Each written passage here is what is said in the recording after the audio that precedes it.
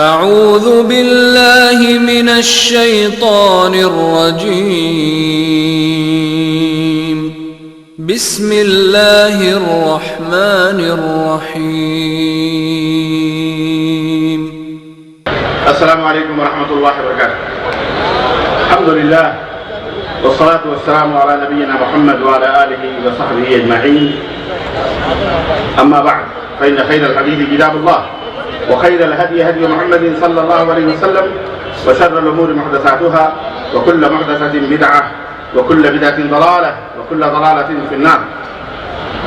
قال الله تبارك وتعالى في كلامه المجيد: إنما يعمر مساجد الله من آمن بالله واليوم الآخر وأقام الصلاة وآتى الزكاة ولم يخشى إلا الله فعسى أولئك أن يكونوا من المهتدين. اللهم صل على محمد وعلى ال محمد كما صليت على ابراهيم وعلى ال ابراهيم انك حميد مجيد. اللهم بارك على محمد وعلى ال محمد كما باركت على ابراهيم وعلى ال ابراهيم انك حميد مجيد. ہم موحد ہیں، ہم موحد ہیں. ہمارا جیش ہے ترک رسوم. ہم موحد ہیں، ہمارا کیش ہے ترک رسوم. ملتیں جب مٹ گئیں اجزائے ایمہ ہو گئیں. معزز علماء کرام، سامعین عظام، نوجوان دوستوں، بزرگوں اور بھائیوں اور قابل احترام اسلامی ماں اور بہنوں، آج الحمدللہ 2016 عیسوی کی یہ عظیم الشان مرکزی جمعیت اہل حدیث کی 33ویں کانفرنس جو رام لیلا گراؤنڈ دہلی کے اندر منعقد ہوئی ہے. الحمدللہ شروع سے لے کر آخر تک ایک مثالی اور رونق عظمتوں اور رونقوں سے بھری ہوئی یہ کانفرنس. اسٹیج پر جمعیت اہل حدیث کے چاند اور ستارے اور سامنے چمکتے ہوئے یہ آفتاب اور مہتاب جیسے نورانی چہرے. اللہ عز و جل سے دعا ہے کہ اللہ تبارک و تعالیٰ اسے سرسبز و شاداب رکھے اور نونہالان توحید اور شیدائیان کتاب و سنت کے اس قافلے کو اللہ تبارک و تعالیٰ روز بروز ترقی عطا فرمائے.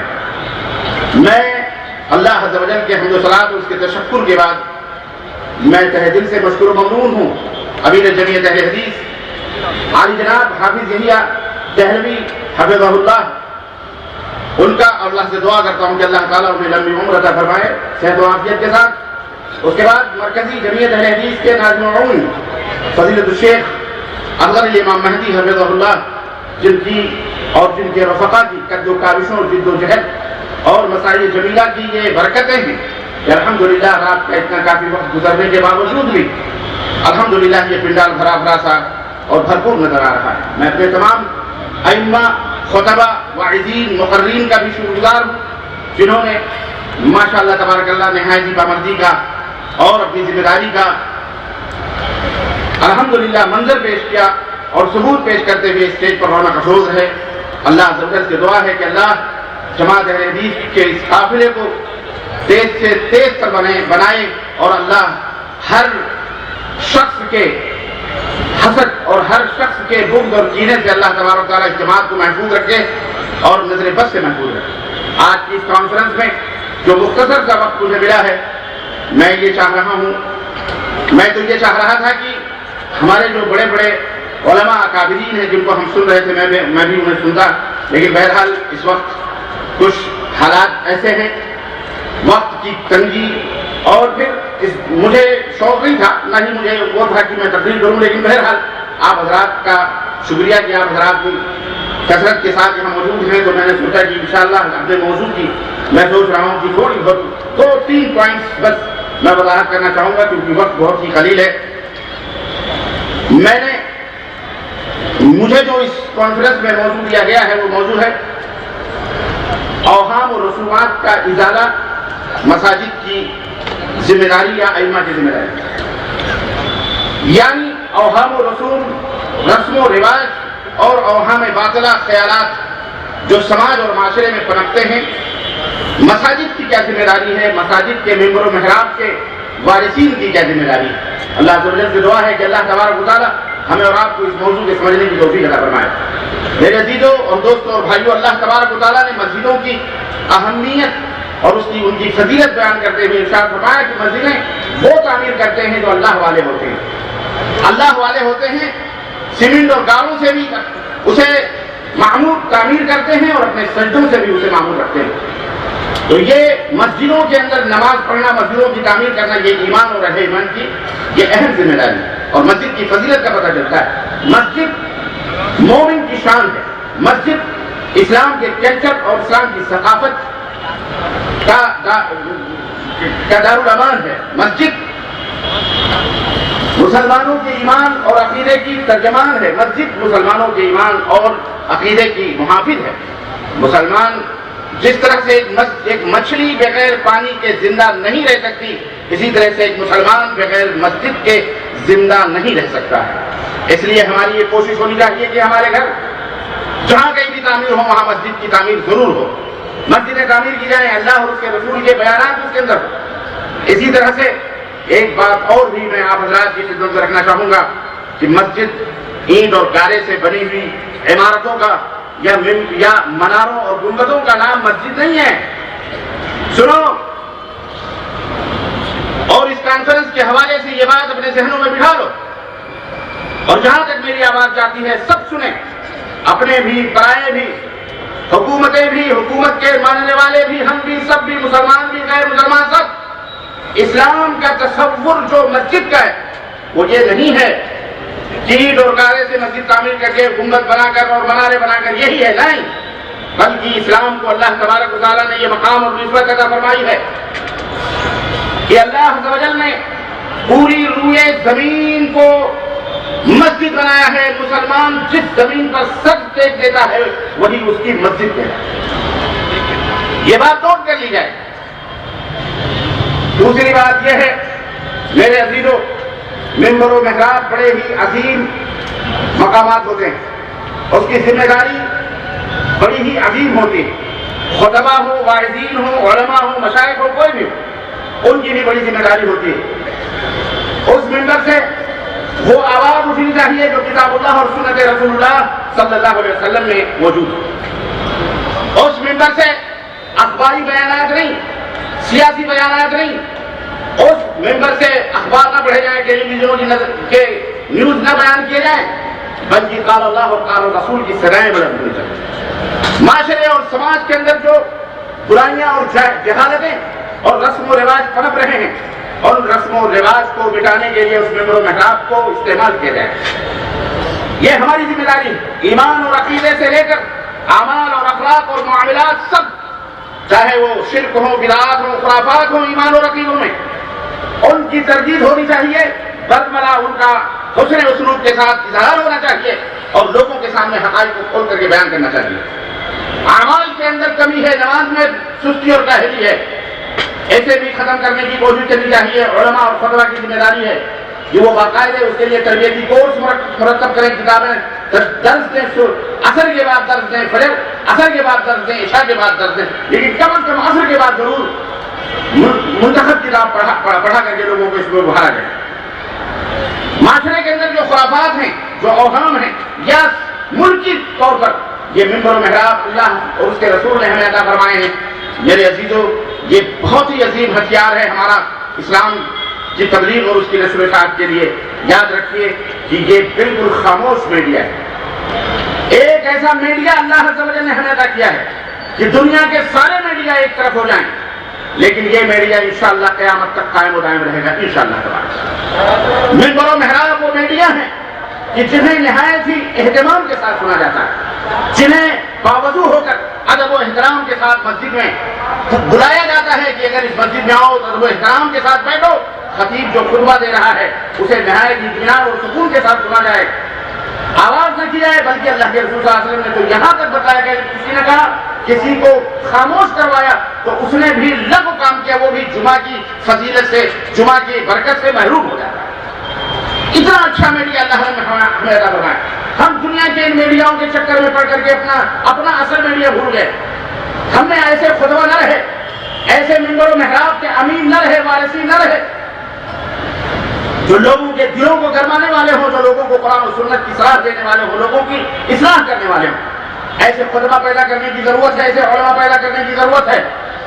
اور جہاں علماء کی یہ ذمہ داری یہ ہوتی ہے کہ سماج اور معاشرے کے اندر جو رسوم اور جاہلیت کے جو چیزیں پنپ رہی ہیں ان کے خلاف آواز بلند کریں، وہیں پر عوام کی بھی ذمہ داری ہوتی ہے کہ اپنے علماء اور خطبہ کا ادب و احترام کریں۔ میرے عزیزوں، ایک ڈاکٹر آپ کے بچے کو یا آپ کو انجیکشن دیتا ہے، دوا دیتا ہے، اس کے سامنے اپنے سر جھکا جھکا کر اس کا شکریہ ادا کرتے ہیں، جیبوں سے پیسے بھی دیتے ہیں، شکریہ بھی ادا کرتے ہیں۔ اور ایک عالم، ایک خطیب اور ایک دین کا داعی منبر پر اپنے بال بچوں کو چھوڑ کر آپ کو مسجدوں کے اندر 5 وقت نمازیں پڑھاتا ہے، درس دیتا ہے، خطبہ دیتا ہے، اپنے کلیجے، اپنے دماغ اور فکر کو نچوڑ کر آپ کی خدمت میں رکھتا ہے، لیکن اسے غلام سمجھا جاتا ہے، اسے غلام سمجھا جاتا ہے۔ باقاعدہ چند لوگ متولیان کے نام پر، اور سنو متولیو، یہ تولیت تمہیں جنت میں نہیں پہنچانے والی ہے۔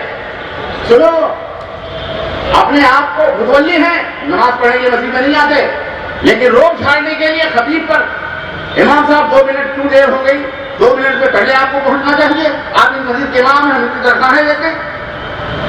یہ طریقہ ہے ہمارا اپنے علماء سے ان سے مخاطب ہونے کا۔ آپ عزت اگر اپنے علماء کو نہیں دو گے تو پھر کون دے گا اسے؟ اس لیے اس کانفرنس سے یہ درس بھی میرا خیال ہے اس موضوعات کے اوپر گفتگو ہوئی ہوگی اور آپ نے سنا ہوگا۔ اور اسی طرح سے ہماری یہ بھی ذمہ داری ہے کہ اوہام باطلہ جو افواہوں کی شکل میں چاہے داخلی طور پر یا خارجی طور پر اپنے یا پرائے، ہمیں ضروری ہے کہ فوری طور پر علماء کو اس کے اوپر ایکشن لینا چاہیے، اور تمام مساجد کے اندر اس کے اگر اچھی چیز ہے تو اس کی خوبیوں کو اجاگر کرنا چاہیے، اور بری چیز ہے تو اس کے لیے تردیدی بیانات دینے چاہیے، امت کو سمجھانا چاہیے سچ کیا ہے، غلط کیا ہے۔ ایک مثال میں آپ کو چھوٹی سی دوں، چھوٹی سی مثال میں آپ کو دیتا ہوں۔ ہندوستان کی سرزمین پر معذرت کے ساتھ، ہندوستان کی سرزمین پر کچھ دنوں پہلے ٹیلی ویژنوں کے اوپر باقاعدہ یہ نشر کیا گیا، اور ہم نے سعودی عرب میں بیٹھ کر لائیو فضیلت الشیخ حضرت امام مہدی حفظہ اللہ کے اس ڈیبیٹ کو میں نے سنا، اور اس کے بعد بھی اور ایک دو مجلسیں ٹی ویوں کے اوپر بھی میڈیا کے ذریعے سے صراحتاً بے شرمی کی حد ہو گئی، شرم و حیا کو بھی حیا آنے لگی۔ ایسے بھی بے لگام شخصیتیں بیٹھی ہوئی جو اہل الحدیث کو آتنکواریت اور دہشت گردی سے ملا رہی ہیں۔ داعش، النصرہ، القاعدہ، طالبان، نہ جانے کیسے خورشیدی، نہ جانے کیسے لوگوں کے ساتھ ایسے گفتگو ہو رہی ہے جیسے یہ ٹی وی کے اوپر بیان دینے والے یہ نہ جانے کس زمین کی مخلوق ہے، یہ کہاں سے اترے ہیں، کس دودھ کے دھلے ہوئے ہیں۔ بھارت کے اندر بھارت کے اتہاس سے ناواقف لوگوں کو میں میڈیا والوں سے درخواست کروں گا، ایسے لوگوں کو نہ بٹھایا جائے جنہیں اپنی تاریخ کا بھی پتہ نہ ہو، جنہیں علم نہ ہو، جو عدل نہ کر سکے، انصاف نہ کر سکے۔ اور سنو، دہشت گردی وہیں سے پیدا ہوتی ہے جب انسان عدل کا دامن چھوڑ دیتا ہے۔ اسلام دین عدل ہے، اسلام دین انصاف ہے، اسلام نے اپنے اور بیگانے کبھی نہ دیکھے۔ تاریخ نے ہمیں بتایا نبی کریم کے ماننے والے ہم ہیں، نبی کی ایک ایک سنتوں کے اوپر عمل کرنے والے۔ آج وہ ہم سے آنکھوں میں آنکھیں ڈال کے بات کرتے ہیں جو نبی کے لائے ہوئے دین اور عقیدے کو جھوٹے کی نم پر اڑایا ہوا ہے۔ روٹی اور بوٹیوں کے لیے نبی کا نام لیا جاتا ہے، عمل کرنے والے کون ہیں؟ یہ بیچارے وہابی کے نام، آتنکواد، دہشت گرد، داعش، استغفر اللہ۔ آپ نے ان ریشم کے کپڑوں میں کان کے پیبند رکھے۔ میں کہتا ہوں یہ مثال بھی ناقص ہے۔ سنو، ہم دہشت گرد، ہم نہیں کہتے ہم دہشت گرد ہیں کہ نہیں ہے، نہیں ہمارا اقتدار، ہم نے اپنے نبی کو اپنا امام مانا ہے، اپنا قائد مانا ہے، ہم نے اپنا رہبر مانا ہے۔ ہم نے اللہ اور اس کے رسول کے خلاف کبھی بھی کسی اور کی بات کو اس کے مقابلے میں لانا حرام سمجھا ہے۔ ہمارا سر جھکتا ہے تو صرف قال اللہ پر جھکتا ہے یا قال رسول پر جھکتا ہے۔ سنو، ہم کسی اور کے ماننے والے، ہم کسی اور کی باتوں پر اسلام سے ہم کرنے والے نہیں ہیں، سودا بازی۔ ہمیں زبانہ ہے تو قال اللہ قال رسول صدا لاؤ۔ نبی کائنات صلی اللہ علیہ وسلم نے ہمیں عدل سکھایا، میں سن رہا ہوں سارے علماء بیچارے، میں یہ نوٹ کر رہا تھا بیٹھ کر کے کہ کہیں نہ کہیں تو کہیں کچھ آوے، لیکن اس کا تذکرہ شیخ نے کتاب کے اجرے پہ کیا جو شیخ علی امام علی حفظ اللہ نے، وہ داعش کے موضوع پر جو ترجیح میں شیخ الاسلام محمد بن عبد الوہاب رحمۃ اللہ علیہ کی دعوت کے تعلق سے چھپی ہے، تب انہوں نے یہ تذکرہ کیا، پر یہ تذکرہ آیا نہیں۔ سارے علماء یہ بیچارے، میں کہتا ہوں ہم کتنے رواداری کریں، ہم کتنا روا دیں، ہم بولتے نہیں تو کہتے ہیں یہ بولتا نہیں، اور جب بولتے ہیں تو کہتے ہیں بولتا کیوں ہے، بولتا کیوں ہے، ہمیں کیا کیا نہیں کہا گیا۔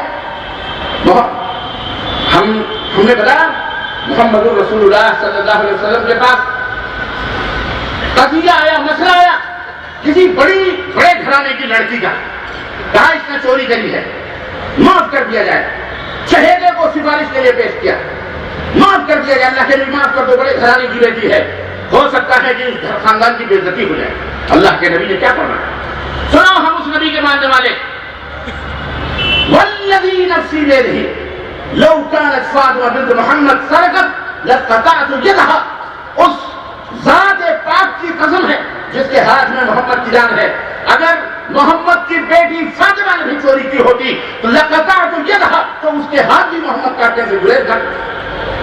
ہم اس نبی کے شیدائی، اور صرف زبانی نہیں عملی طور پر بھی، ہم سب سنے آپ نے، ہم دعوت الشیخ محمد بن عبد الوہاب رحمۃ اللہ علیہ، وہ دنیا کا مظلوم، میں کہتا ہوں 3 آدمی اس دنیا کے بہت مظلوم گزرے ہیں، 3 آدمی 3 شخصیت، ایک شخصیت کاتب وحی، قیامت تک آنے والے تمام، اور آپ سب جانتے ہیں اگر میں پوچھوں تو میں ایک زبان کہو گے، دنیا کا مظلوم ترین آدمی، ہمارے اپنے بھی غیر تو غیر ہیں، اپنے بھی چوک و چوراہوں پر جناب علی اس کے خلاف آوازیں بلند کرتے ہوئے نظر آتے۔ دنیا کا دوسرا مظلوم ترین آدمی حضرت امام ابو حنیفہ رحمۃ اللہ تعالی علیہ، اللہ تعالیٰ ان کی قبر پر نور کی برکھا برسائے، بولو آمین، زور سے بولو آمین۔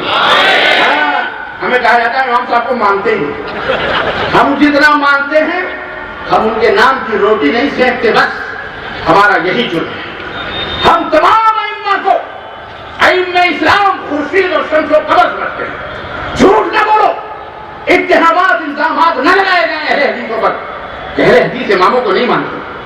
یہاں سے لے کر مملکت سعودیہ عربیہ تک بھی کہانیاں پہنچی، مائی باپ یہ اماموں کو گالیاں دیتے ہیں، لعنت اللہ علی، بولو لعنت اللہ علی الکاذبین، اللہ اس کی زبان سڑا دے جو ائمہ کو گالیاں دیتا ہوا نظر آئے۔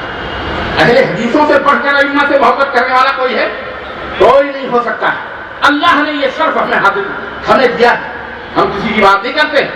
میرے عزیزوں، میرے دوستوں، دوسرا وہ شخص ہے امام ابو حنیفہ رحمۃ اللہ علیہ، جس کا نام لے کر ایسے ایسے اوہام باطلہ، ایسے ایسے رسومات جاہلیہ، ایسے ایسے معتقدات، ایسے ایسے لوگوں کو لایا گیا۔ علامہ والحفیظ ذکر کرنے کی ضرورت بولو دیکھ سکتے ہو، کہیں بھی گھنٹا بنڈا نظر آوے، کیا ہے بھائی ہم فلاں ہمارے کہاں کا چلہ، کہاں کی چلنی، کہاں کی فلاں، کہاں کا امام ابو حنیفہ رحمۃ اللہ علیہ نے کیا ہے۔ امام صاحب کا یہ عقیدہ تھا، اللہ کہاں ہے؟ کرو کانفرنس اس موضوع پر، اللہ کہاں ہے؟ پوری دنیا کڑ کڑ میں اللہ، کڑ کڑ میں اللہ، ذرے ذرے میں اللہ۔ اللہ خود کہتا ہے الرحمن علی العرش استوى۔ اہل السنہ والجماعہ کا یہ عقیدہ، اہل الحدیث کا یہ عقیدہ ہے۔ اللہ کہاں ہے؟ سنو میرے یارو، یہ غالب کا شہر ہے۔ غالب نے کہا تھا، اس کو لوگ صرف شرابی کبابی تک بیچارے کو جانتے ہیں۔ غالب سے جب انگریزوں نے دلی پر قبضہ کیا تو سب بھاگے، غالب صاحب اپنے کمرے میں بیٹھے ہوئے تھے۔ انگریز پہنچے، کہا ویل مین، وہ غالب کیا کہتا ہے؟ سنو، عبرت کی بات کہتا ہے، ہم موحد ہیں، ہمارا کیش ہے کر کے رسوم، ہم موحد ہیں، ہم رسم و رواج اور ہمیں باطلہ کے پیچھے نہیں دوڑتے، ہمیں توحید چاہیے، توحید چاہیے، ہمیں کتاب اللہ سنت رسول اللہ چاہیے۔ اللہ کے حبیب نے ہمیں کیا بتایا؟ فرمایا لَتُسَوُّنَّ صُفُوفَكُمْ أَوْ لَيُخَالِفَنَّ اللَّهُ بَيْنَ وُجُوهِكُمْ۔ پیارے نبی جی، ہم اہل الحدیث ہیں، حدیثیں ہماری پیشانیوں کا جھومر ہے۔ اللہ کے نبی نے کیا فرمایا؟ اے لوگوں، اپنی صفوں کو سیدھی رکھو، سیدھی کرو اپنی صفوں کو۔ نماز پڑھنے کے بعد اپنی صفوں کو کیا کرو؟ امام کہتا ہے نا سوّدم، کندھے سے کندھا ملا کر کے کھڑے۔ حدیث بخاری۔ ورنہ ہوگا کیا؟ اللہ کے نبی نے، حکیم الامت نے، امام اعظم علیہ الصلوۃ والسلام نے یہ مسئلہ بتایا، ورنہ تمہارے چہرے بگڑ جائیں گے، تمہارے دلوں میں اختلاف پیدا۔ آج لوگ ایک جہتی کی بات کر رہے ہیں، اپنوں کو لے جا کے پرچیاں کٹواتے ہیں، اپنوں کو۔ کبیر صاحب ندی بیٹھے ہوئے ہیں، ان کے گاؤں کے بغل میں جھنڈے لگے کے ہمارا گاؤں چلا گیا جی، واللہ وہاں بھی دیکھ کر ہم اس کے پیچھے دوڑتے تھے، پکڑو تم کرو۔ یہ بھولے بھالے بیچارے پتہ نہیں کیوں، کس وجہ سے ہم سے بات نہیں کرتے، نہیں کرتے۔ یہ بیچارے روادار کسی کے بھی پیچھے آج بھی کھڑے ہو کے نماز پڑھ لیتے ہیں۔ ہم نے کوئی مسئلہ، کوئی فتویٰ نہیں دیا، لیکن ذرا دفاتر اٹھا کے دیکھیے، یہ بد مذہب ہیں، قادیانی ہیں، شیعہ ہیں، ان کے پیچھے نماز جائز نہیں۔ فتوے دیکھیے، اے بھارت کے وزیر اعظم صاحب، آپ یہاں کے وہابیوں کو ملک سے باہر کر دو، ملک سے۔ میں نے کہا بزمردہ گل کو دیکھ کے ہنسنے لگی کلی، بزمردہ گل کو دیکھ کے ہنسنے لگی کلی، آواز دی خدا نے کہ تو بھی نظر میں ہمیں نکالنے کی بھارت سے بات کرتے ہو۔ رب کعبہ کی قسم ہے، جس دن ہم بھارت سے نکل جائیں گے، بھارت سے تمہارا وجود اٹھ جاتا ہے۔ اہل الحدیث ہیں، ان کے شمس و قمر برقرار ہیں، اہل الحدیث ہیں۔ ارے یہ حکومت نہیں، اللہ اپنی حکومت کو اٹھا دے گا انشاءاللہ۔ اہل الحدیث ہیں۔ ہمیں نہ مٹانے کی بات کرو، ہماری وجہ سے تمہاری روزی چلتی ہے۔ کوئی بھی ممبر، کوئی بھی اسٹیج، کوئی بھی مسجد، جب تک اہل الحدیث کو کافر نہ قرار دیا جائے، اہل الحدیث کو گالی نہ دی جائے، تب تک ان بیچاروں کا پیٹ روٹی ہے، حلال مرغا ہی نہیں ملتا۔ اللہ سے توبہ کرو مسلمانوں۔ اور میں نے کہا بزمردہ گل کو دیکھ کے ہنسنے لگی کلی، آواز کی خدا نے کہ تو بھی نظر میں ہے۔ بھارت کی سرزمین میں کرناٹکا سے آواز اٹھی، اگر آتنک مٹانا چاہتے ہو اسلام کو ملک سے باہر۔ سنا ہے تم نے کہ نہیں سنا؟ ہم نے یہی میڈیا سے سنا۔ اس لیے مسلمانوں، غلط روی سے منازل کا بوجھ بڑھتا ہے۔ مسلمانوں رنگ سے کارواں بدل ڈالو، ایک دفعہ پھر دل کی گہرائیوں سے مولانا اصغر علی امام مہدی اور ان کے رفقائے کا، امیر جمعیت سے لے کر کے تمام لوگوں کو تشکر کے، امتنان کے کلمات تبلیغ پیش کرتے ہوئے اور آپ حضرات کا شکریہ ادا کرتے ہوئے اللہ سے دعا کرتے ہیں کہ بار الہ اس جماعت کو بری نظر سے بچا لے مولا۔ اے اللہ ہماری جماعت کو قوت عطا فرما مولا۔ اے اللہ ہمارے ائمہ اور خطبہ کو قوت عطا فرما مولا، حوصلہ عطا فرما مولا، حوصلہ عطا فرما مولا۔ ہمارے عوام کے دلوں کے اندر ایک دوسرے کی محبت عطا فرما، علماء سے محبت، اپنے مشائخ سے محبت، قرآن و سنت سے محبت عطا فرما مولا۔ آپس میں ایک دوسرے کی عزت، توقیر، تقریب کرنے کی توفیق عطا فرما مولا۔ آمین یا رب العالمین۔ وصلی اللہ علی نبینا محمد وعلی آلہ وصحبہ اجمعین۔ والسلام علیکم ورحمۃ اللہ وبرکاتہ۔